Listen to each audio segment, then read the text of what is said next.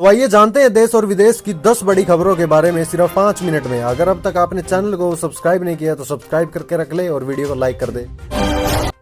भारत के Asian games में 107 medal, cricket में भी आया गोल्ड। भारत ने एशियन गेम्स 2023 में कुल 107 मेडल जीते। इसी के साथ भारत का अभियान खत्म हो गया है। यह गेम्स के 72 साल के इतिहास में भारत का बेहतरीन प्रदर्शन है। भारत पहली बार 100 मेडल के आंकड़े को छूने में सफल हुआ है।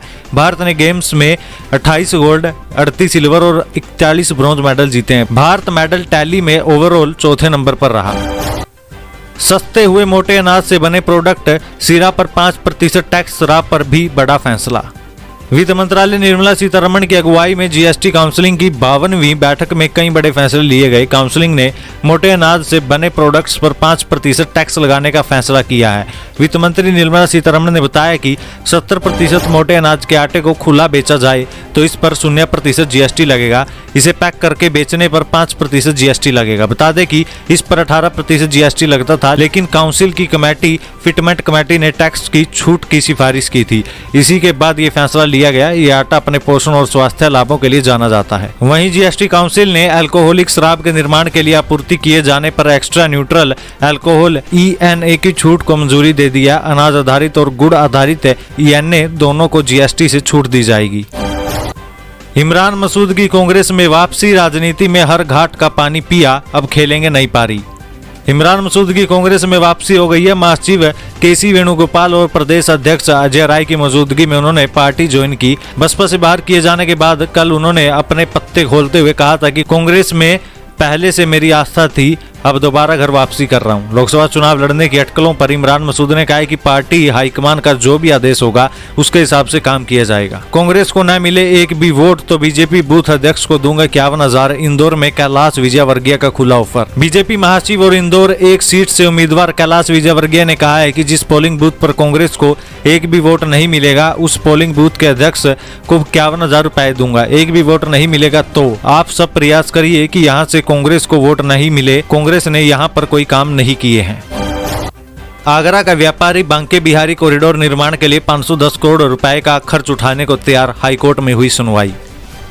मथुरा वृंदावन सहित बांके बिहारी मंदिर कॉरिडोर निर्माण मामले में हाईकोर्ट में केस की सुनवाई के दौरान शुक्रवार को एक नया मोड़ आ गया। कॉरिडोर निर्माण में होने वाले खर्च को लेकर सरकार तथा बांके बिहारी मंदिर की सेवायतों के बीच विवाद को देखते हुए आगरा के व्यापारी प्रखर गर्ग ने अर्जी देकर कहा है कि वह प्रोजेक्ट के निर्माण पर 510 करोड़ रुपए देने को तैयार है। व्यापारी ने कहा है कि वह 100 करोड़ रुपए एक महीने में जमा कर देगा।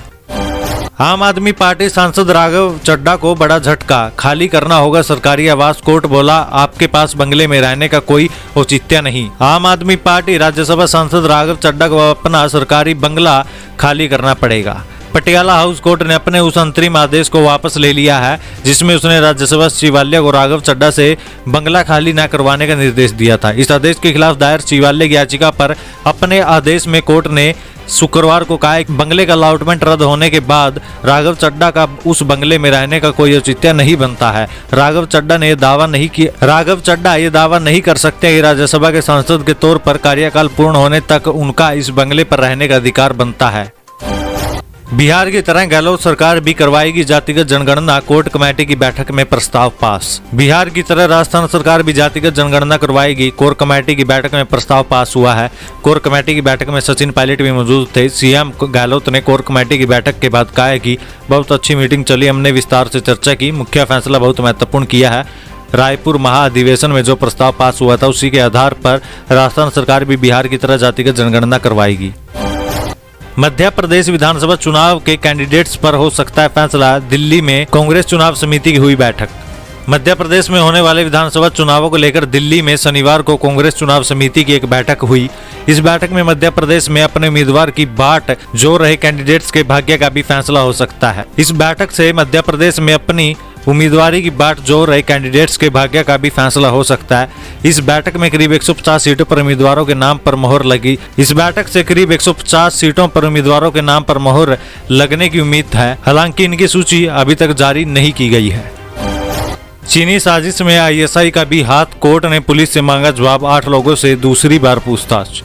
न्यूज क्लिक मामले में स्पेशल सेल ने शुक्रवार को कम से कम 8 पत्रकारों और 2 अन्य लोगों से एक सप्ताह में दूसरी बार पूछताछ की है। इन लोगों को दोपहर में स्पेशल सेल कार्यालय में बुलाया गया और देर शाम तक पूछताछ की गई। सूत्रों के मुताबिक जांच टीम रोजाना मामले से जुड़े 8 से 10 लोगों से पूछताछ कर रही है।